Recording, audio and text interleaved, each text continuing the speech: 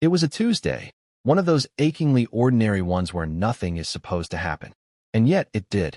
Because on that Tuesday, my wife forgot her work bag. At first, I didn't think much of it. Just a simple slip-up.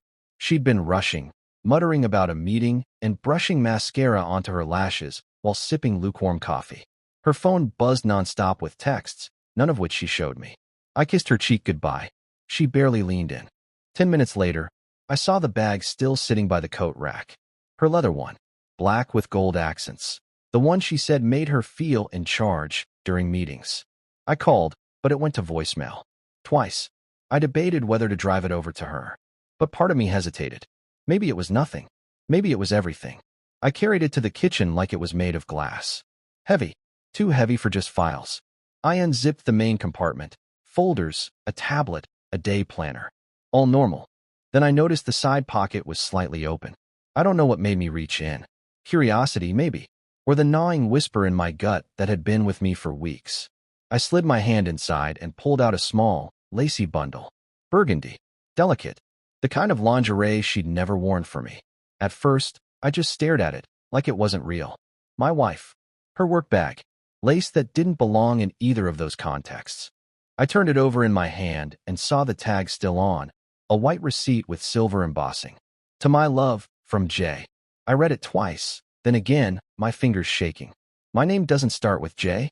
There's a kind of silence that hits you when something inside breaks. Not loud, not angry. Just still. Utterly, hopelessly still. I stood there, staring at this symbol of another life. Her other life. And something in me cracked. Not dramatically. Quietly. Like a floorboard giving out beneath too many steps. I set the lingerie down on the counter and backed away like it might explode. The coffee pot burbled in the background. My dog, Milo, thumped his tail against the couch, unaware that the world had just tilted under my feet. I didn't call her. I didn't text. I didn't even cry. Instead, I sat down and tried to breathe through the questions thundering in my skull. Who was Jay? When did it start? Why? I thought back over the last few months. Her phone face down at dinner. The locked screen that used to stay open. Late nights at the office. That weekend trip to Napa she insisted was a girl's retreat. Her sudden interest in high-end perfume and Pilates. And me? I'd chalked it all up to stress, to change, to her needing space.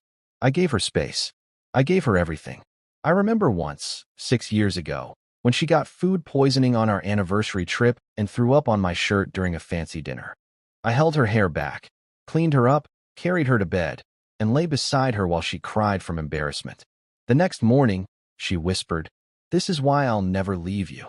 Turns out, that promise expires. By noon, I'd walk circles around the house, stopping every few minutes to stare at the bag, at the receipt. I couldn't throw it away. I couldn't put it back. So I left it there, untouched. At 2:17 p.m., she called. "Hey, babe," she said, casual. Weird question. Did I leave my black work bag at home? I swallowed hard. Yeah. Oh, thank God. Can you bring it to the office? I need the Thompson files for the meeting at 3. There was a time when I would have jumped in the car without hesitation. But now I hesitated. Sure, I said slowly. I'll bring it. Thank you, love, she said sweetly. You're the best. I almost laughed. On the drive over, I rehearsed what I might say. Would I confront her there in the parking lot? Would I hand her the bag and ask, "Who's Jay?" Or would I say nothing and pretend? Let her lie while I burned silently beside her? I pulled into her office lot just before 3. She came outside a few minutes later in a fitted navy blazer and heels that clicked confidently on the pavement. She smiled when she saw me. There was a time I lived for that smile. "Lifesaver," she said, reaching for the bag. But I held it a moment longer than she expected. Her eyes flicked to mine. "Everything okay?" "Yeah, I lied.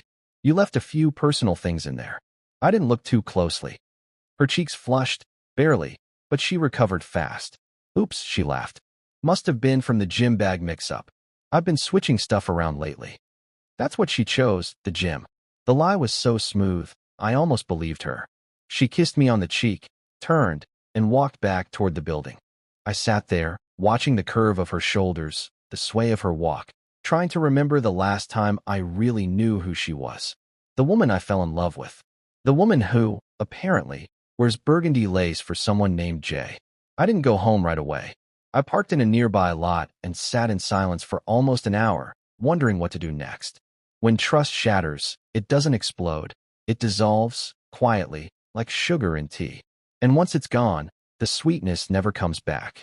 The night after I gave her the bag, I didn't sleep.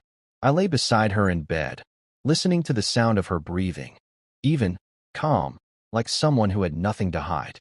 I wanted to believe it was all a misunderstanding, that I'd overreacted, that maybe there really was a gym bag mix-up, but I couldn't unsee the receipt.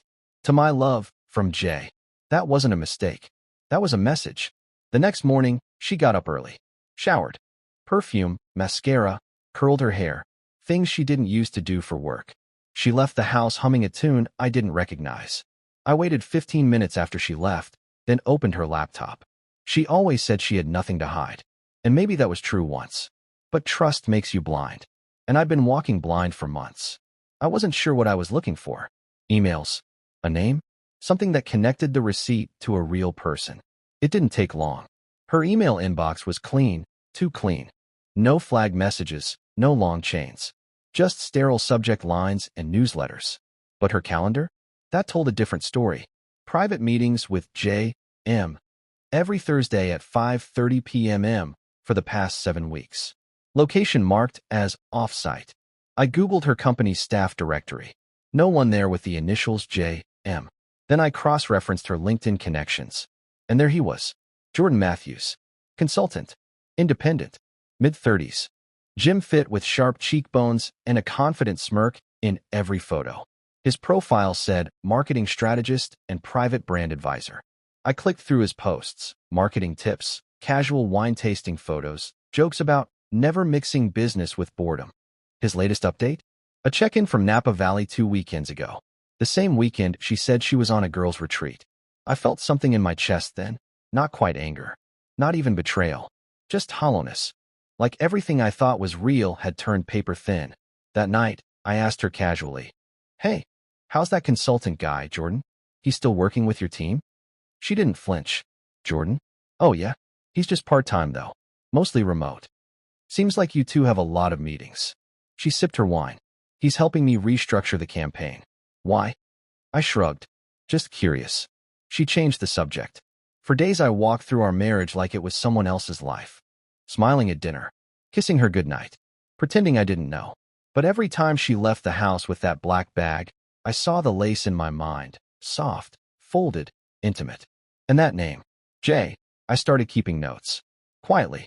Calendar screenshots. Call logs. Every text she got from a number not saved under a name, I jotted down the timestamp.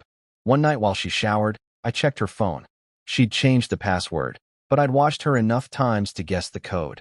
Our anniversary. She hadn't even bothered to hide it well. There were texts.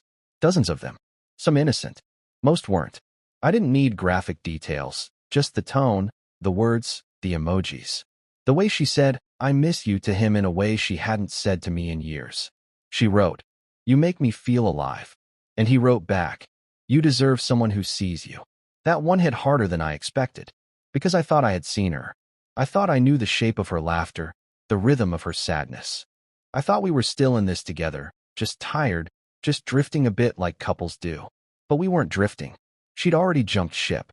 I was just the one still waving from the deck. A week after I found the messages, I decided to follow her. I left work early and parked a few streets away from her office. She left right at 5:10, wearing the beige coat she saved for meetings and dates. She didn't go to any company building. She drove across town to a quiet part of the city, older buildings, renovated lofts, small wine bars. She parked, locked the car, walked with a purpose. I followed at a distance, watched her press a buzzer. A door opened, and there he was, Jordan. He kissed her cheek like he'd done it 100 times before. I don't know how long I stood there. Long enough to know this wasn't a fling. This wasn't an accident. They went inside, the door clicking shut behind them. I could have knocked. I could have shouted. I could have done 100 things. But I didn't. Instead, I walked back to my car in a daze. Drove home. Sat in the dark with the receipt in my hand. To my love, from Jay. I finally understood what it meant. It wasn't just a gift. It was a declaration. One she never gave me. That night, when she came home, she smelled like his cologne. Subtle, but there. I didn't say anything. I set the table. We ate. She told me about a team dinner. I nodded and poured her a glass of wine. And when she asked me, "Are you okay? You've been quiet lately," I just smiled and said, "Yeah, just tired." Because I was tired, but not the kind she could fix with sleep. The morning I told her, it was raining, not the dramatic, thunder-filled kind, but soft and gray, the sort that soaks in without you noticing. It felt fitting. She was in the kitchen, humming again, barefoot in one of my old t-shirts, the irony not lost on me. She moved like nothing had changed, like she wasn't carrying two versions of her life inside one skin. I watched her pour coffee and thought, how do you say it? How do you tell someone you know they've handed your heart to someone else? I waited until she sat down. She sipped her coffee, scrolling her phone. "I need to ask you something," I said. She looked up, distracted. "Sure. Who's Jordan?" Her hand paused midair. The silence stretched longer than it should have. "He's someone I work with," she said too casually. I nodded slowly. "And what is he to you, outside of work?" There it was. The first flicker of panic. Her eyes darted toward the hallway, like maybe if she stood up fast enough, she could outrun the conversation. "Why are you asking me this?" "Because I know," I said softly. "I know about the texts, the meetings, Napa." Her lips parted, but no words came. She looked like someone searching for a fire escape in a burning room. "I found the lingerie," I continued, "in your work bag, with the receipt. To my love, from Jay." She closed her eyes, let out a long breath, and for a second, I thought she might lie again. But she didn't. "I didn't mean for it to happen," she said. "It just did." That phrase. It just happened. Like infidelity is a storm you get caught in, not a choice you make over and over, one message, one meeting at a time. "I loved you," she added quietly, almost like a reflex. "I believe that," I said. "Once." She reached across the table, but I didn't move. Her hand hovered there, trembling. "Please don't give up on us." And that was the hardest part. Because for years, I had carried us. Through her career struggles, through my job losses, through the quiet loneliness that crept in when love turns into routine. I held on when she pulled away. I showed up when she vanished behind excuses. But now, there was nothing left to hold. "I'm not angry," I told her. "I'm just done." Tears welled in her eyes. "What do you want me to do?" "You already did it," I said. I stood up, walked to the bedroom, and pulled the small suitcase from the closet. I'd packed it the night before, just enough to leave, to breathe. I didn't need a plan. I just needed out. She followed me to the door. "Please, can't we talk about this more? I can end things with him. I'll go to therapy. We can fix it." But I'd heard all the promises already, in the subtext of her lies, in the careful planning it took to maintain an affair while sleeping beside me every night. I turned to her one last time. "You stopped choosing me long before I stopped choosing you." Then I walked out. No slamming doors. No yelling. Just the rain and the quiet echo of a life unraveling. Over the next few days, she called, texted, begged, told me it was a mistake, that she missed me, that it was just a moment of weakness. But it wasn't one moment. It was 100, and I'd lived through them all. I moved into a short-term rental. Small, clean, quiet. I started therapy.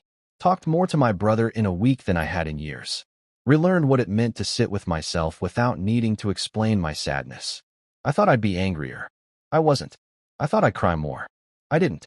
Mostly, I felt relief. That the guessing was over. That I no longer had to pretend. One day, weeks later, I found that receipt again, the one I'd folded into my wallet like a scar I couldn't look at.